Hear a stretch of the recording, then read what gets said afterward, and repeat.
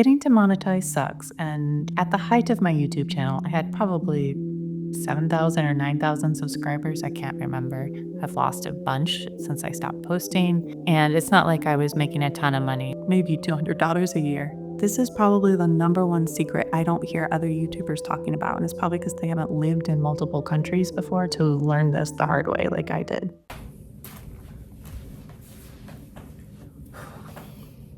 So I've snapped and finally decided to make a video for my own channel again.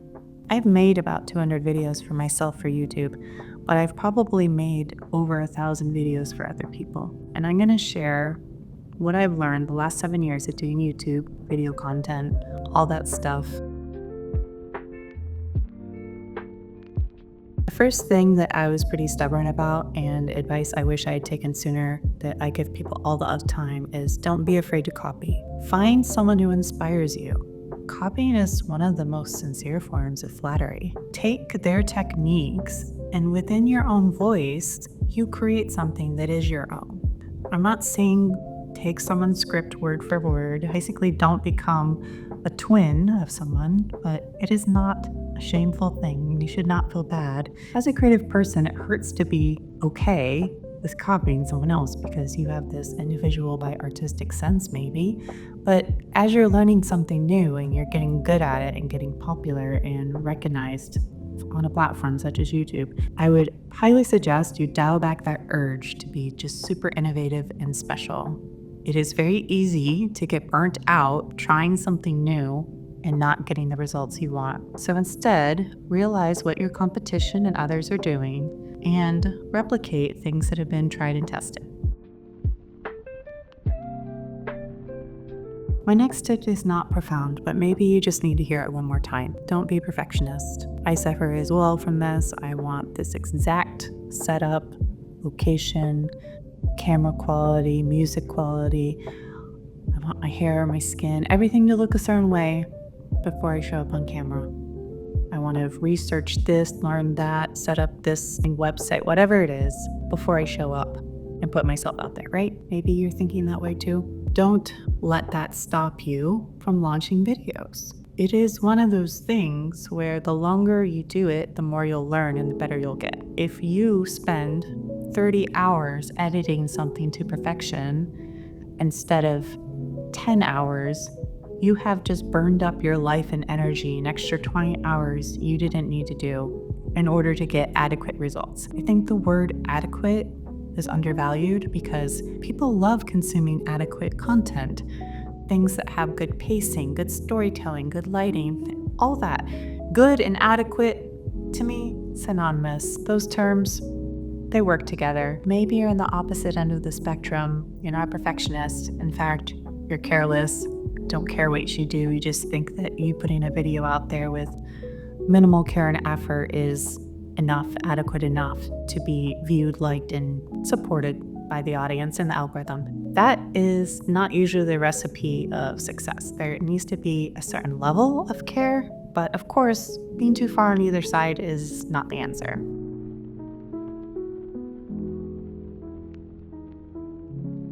Being consistent and adaptable will go a long way. Algorithms and audiences like consistency. Everything about YouTube and Google and SEO and the internet supports consistency. If you show up every week with a video, your audience will like that. The YouTube algorithm will like that. They'll view you as a consistent poster. You don't need to show up every day per se, unlike other platforms. At least once a week, post an adequate video on YouTube. Being adaptable means that you are willing to learn what's relevant and works now. Being adaptable can also be the opposite of being consistent.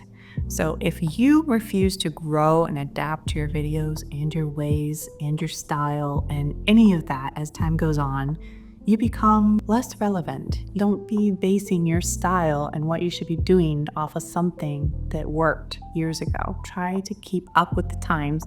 Notice what people are doing now, recently, and be consistent and don't be afraid to copy that. One thing I've noticed that a lot of people suffer with, myself included, is being afraid to ask for help. And that can come in a lot of ways. Like, I'm going to ask you for your help right now to help me get to 10,000 subscribers and like this video because it really helps with the algorithm. That's me not being afraid to ask for like a handout from you. You can also pay people to help you. Let's say your skill set, you can show up on camera, but you don't know how to film, you don't know how to edit, you don't know how to make a thumbnail, you don't know how to do SEO, word tags, any of that, descriptions. Maybe you need to pay someone to help you with that. That is the problem-solving step for someone who lacks skill. Don't listen to people who discourage you, or yourself for that matter. There's a negative voice that comes out in your own head, surely, as most people suffer from, a self-doubt. This didn't work the way I wanted, so I should give up. Or people in your life might be discouraging you because, in their opinion, it's cringy. Truly, they're a little jealous and just trying to sabotage your self-improvement by being negative about it. Or they don't like that the attention is on you doing something that could better yourself in your life. And then they have to pull back tension and plant a seed of doubt within you. Don't listen to the hate comments and the people who are discouraging you as little computer trolls. I've never seen any evidence of trolls online where I should care about their opinion. Launch now, learn later. This kind of goes back to the adaptability. If you just put the video out now without it being perfect, you will learn so much from that. You'll learn if your title or your thumbnail was clickable enough through the click-through rate, the audience retention time. Very often people get stuck in like the learning loop where they just constantly are researching, watching videos like this one, trying to learn as much as they can before they launch because they want that launch to be as successful and glorious as possible. That's unlikely. Just launch now and learn later. Reliability goes so far towards fulfillment and success in life. People on the algorithm, YouTube especially, likes reliability. Again, this goes back to consistency, posting at least once a week, being thorough in your consideration of what keywords and titles and your delivery of how you get across your story or messaging. Sometimes it's reliability in a niche. And I am definitely one of those people who don't take my own advice about this because I really want this channel to be a variety channel. I had the challenge and the struggle of not growing with a niche. The more niche you get with your channel and the topics you cover, typically the faster it is to grow because it's reliable. People are like, when I watch that video of that person, they're gonna give me this type of video and I know what to expect, and that's great. People who used to watch my channel probably wouldn't expect this type of video from me. Or maybe they do because they know I'm random. But the more random you are, the harder it is. And I've challenged myself to take on that hard path. I do not recommend it towards people or businesses that I've worked with. Try to give them the quickest, easiest way to grow, whereas I'm definitely not taking that quick, easy route. Be honest with yourself and don't be afraid of failure. So many brands, small businesses, and individuals I worked with to grow their prominence online have this fear of failure, I've noticed. They're very afraid to start. They're very afraid to continue. I think the way around that is honesty with yourself, admitting it and realizing that that is not an excuse to stop. That is not an excuse not to try. All these fears of failure and the slight pains you might experience while you grow, not an excuse. Another way to be honest with yourself is, are you ready to put forth the time and energy it takes to really be successful in this pursuit? I wasn't. I found it easier to help others instead of helping myself. I found it more important to make a paycheck from growing other brands instead of growing my own. I took the convenience of that instead of the pain of pushing myself through whatever limitations I had in my head. Even if you don't like yourself that much, just realize life is short. Your own growth, your own success, help yourself first before you help others, because the more you help yourself, the more you can actually help others, because you can actually provide more from your own success. Make sure that you're successful and solid, and that goes for basically everything in life. For myself, I wasn't really afraid of failure. I am willing to try things that don't serve me and I will probably fail at, and I have failed at. That disappointment does not pain me. What scares me is actually a fear of success. I'm afraid that I can be so successful that it makes my life less safe. Maybe other women can relate, but to me, something that can come with success is a scary stock game. Bless you. And as somebody who's generally paranoid, I've struggled with myself to problem solve that.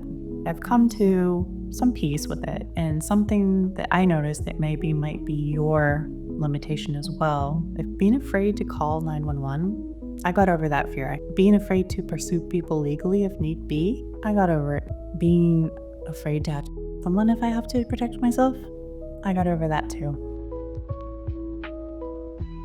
All the other advice about keywords, SEO, the best thumbnails, how long your video should be, how to do the story, how to edit, all that is free on YouTube, teaching you step by step how to do an adequate video. Really, there's no excuses. If I can do it, you can do it.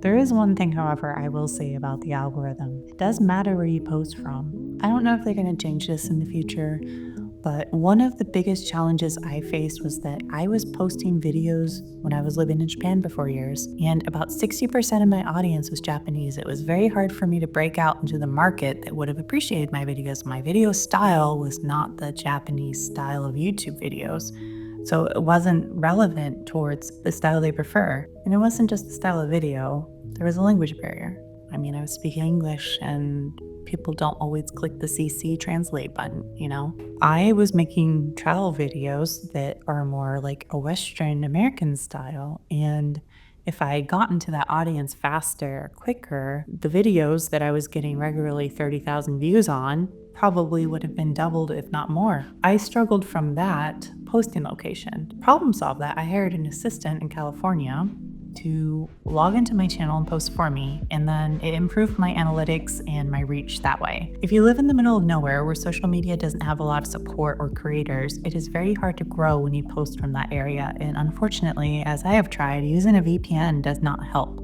Best places to post from are California, places like Texas, New York, big city areas, because there is a lot of people generating towards the social media atmosphere with their own posts, with liking your videos, with seeing your videos, because usually the way social media works is they post your video or content towards people in your area based off of your cell phone's location, and it's hard to trick it even with a VPN. And then if those people don't like, comment, share, or subscribe, whatever, fast enough, well enough, the algorithm then decides, oh, by the way, your people in your area don't really like you, so we're not going to push you out to more. We're not going to make you go international. It really benefits you to be or to have an assistant posting in a location where people are more likely to support your content. This is probably the number one secret I don't hear other YouTubers talking about, and it's probably because they haven't lived in multiple countries before to learn this the hard way like I did. Here's a perfect example of not letting perfectionism ruin this video. This video lighting is totally different than earlier because I had a time change and the light outside's different. It's gonna be okay. There is a lot of power in the now. What I mean by that is when you have an idea now, write it down. When you've got 30 minutes to film, do it now. When you've got 30 minutes to edit, do it now. One thing that would hold me back my video journey is I'd have an idea and I'd be like, oh, I'll do that tomorrow. I'll film it tomorrow. Very often that didn't happen. Or I'd film something and be like, oh, I'll edit it tomorrow. I'll upload it to my drive tomorrow and organize my footage tomorrow. There's a lot to say for just get it done, and it'll take you far less time than you think it does, and then you can reap the benefits from it.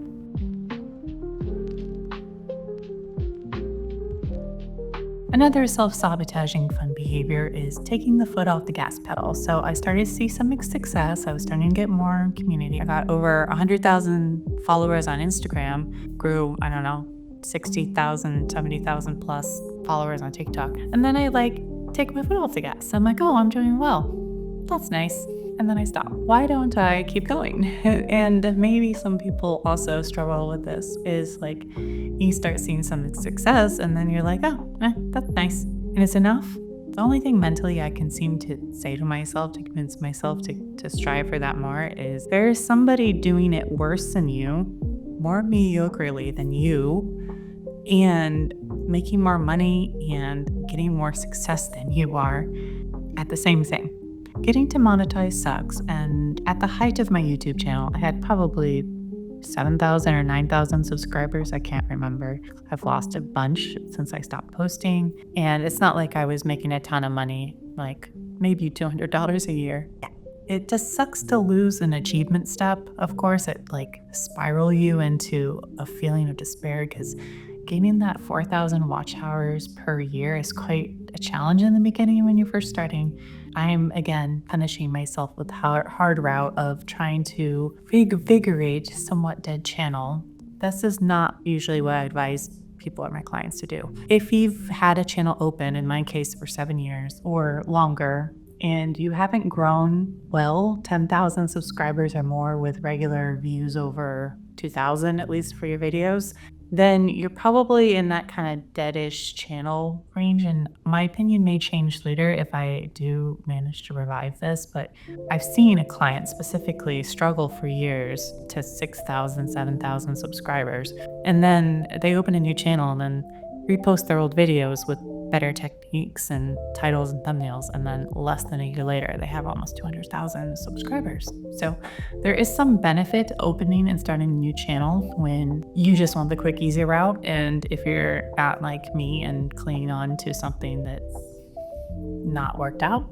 If you're just discovering me through this video because I made something relevant to what you're trying to do with YouTube, hello, welcome. If you have any interest in seeing me edit my old travel videos that I filmed plenty of and haven't gone around to editing, and following along with some of my house renovation journeys, as I bought a 100-year-old house which had 100 problems, and now I have a 50-year-old house with 50 problems. Subscribe.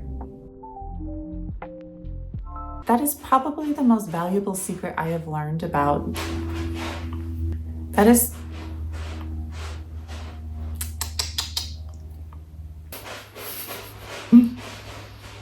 Can you stop?